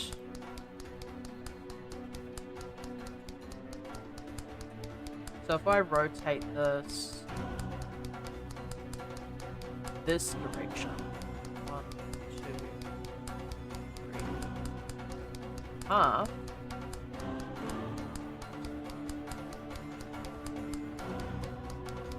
Yeah, that's a bit more believable. That would hit there, I think. Okay, so now if I go back to... okay, good. Alright, shift it. So there we go. But now that's still doing the thing, right? So if I set these two linear, that's like that.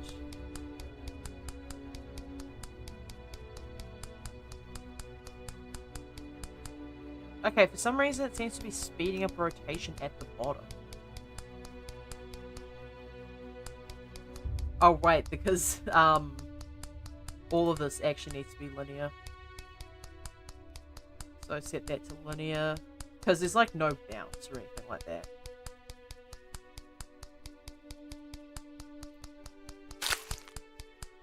And then...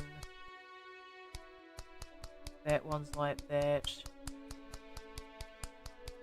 Make sure that all of these are also linear. So that one falls on screen.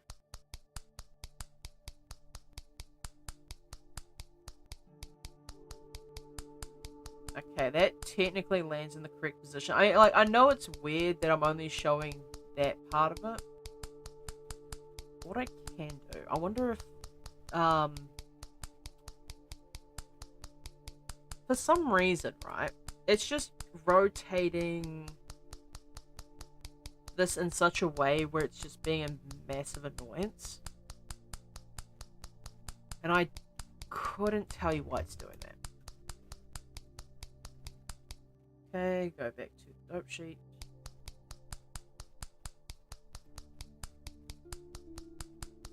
And all of a sudden it's doing a thing. But why is this doing what it's doing? Did I pick the wrong one? I don't think so. Yeah, it's just decided it wants to do green lines all the time, apparently.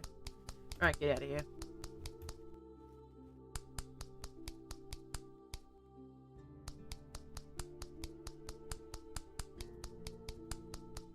So maybe I rotate this 1, 2, 3.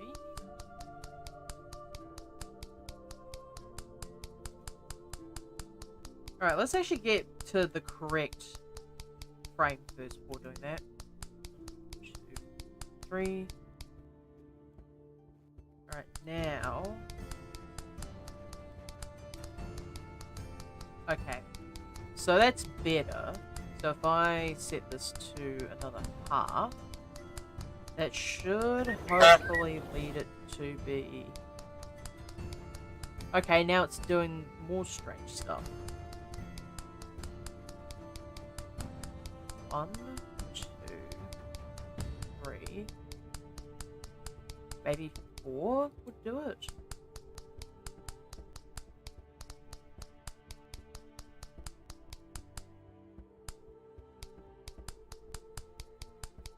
What a conundrum. Because, like, I do want these to be visible at some point, so, like, yeah, that's fine, I think.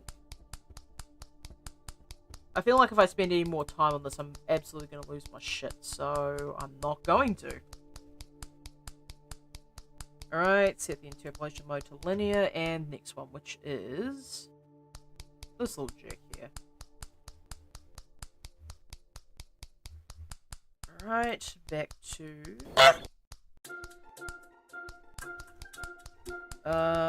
yeah, that's the correct one. Weird, I wonder why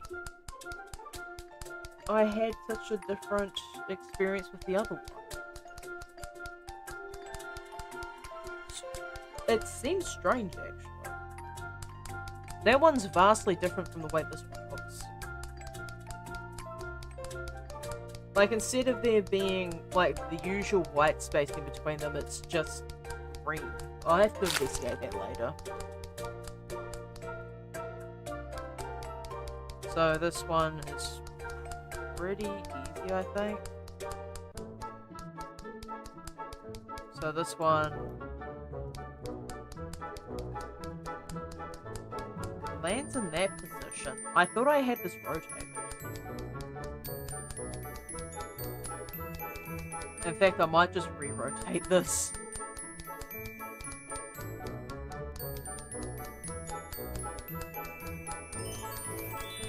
So, rotate this maybe around here? Yeah, okay.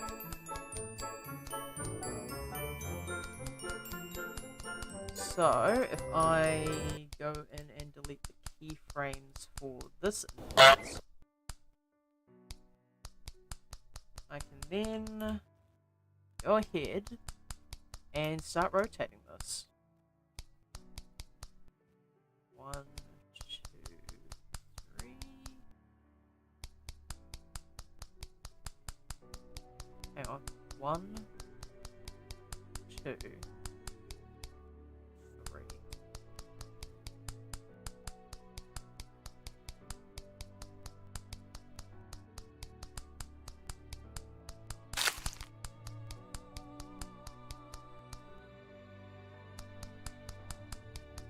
Alright, that should be good. And then, like, the evil ball will probably be rotating more backwards, I would imagine. It bothers me that, like, these ones aren't nearly as violent in their rotations. Like, it's just this one that's a bit janky. That's fine, I can deal with this. So that one lands... I believe it's Control F6 for this thing, right?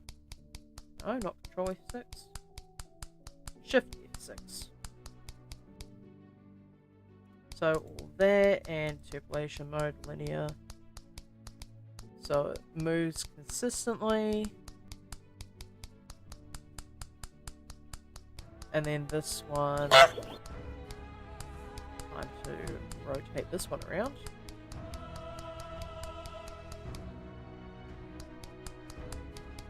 So, if I grab the worksheet for this one,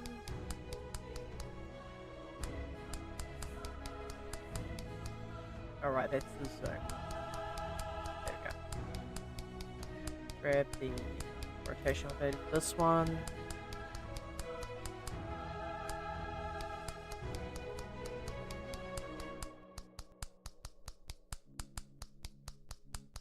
So, it seems a bit strange how this one's going to land. So if I roll this backwards, it's going to create a bit of a curve, I would imagine. It's like if I'd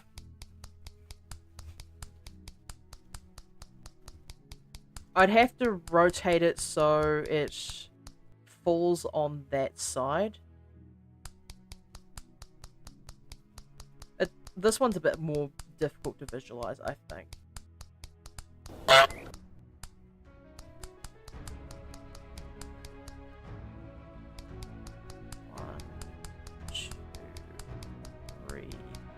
gonna put 4 on this one.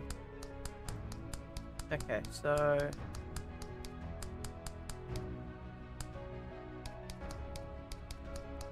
Okay, yeah, that would... Yeah, be exactly the way it would rotate in this case. Okay, I'm glad that even though I couldn't consciously figure it out, my brain filled in the gaps, I guess.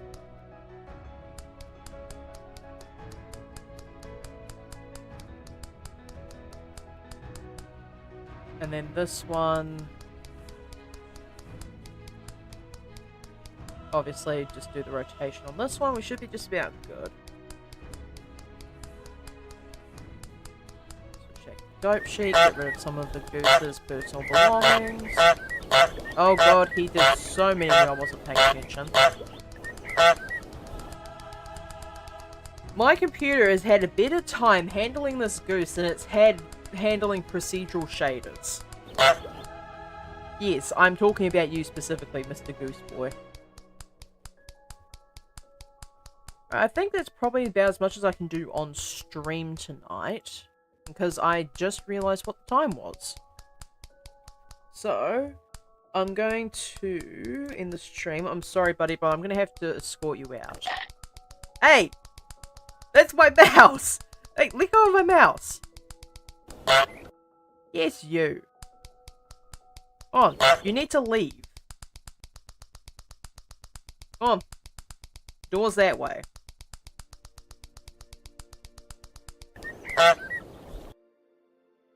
Alright. The goose has been escorted out of the building. I don't believe I have anyone to raid tonight, so I guess I'll be ending off stream here. Hopefully, I should be able to get the rest of this animation done tonight. Alright, I'll see you all in the next stream then.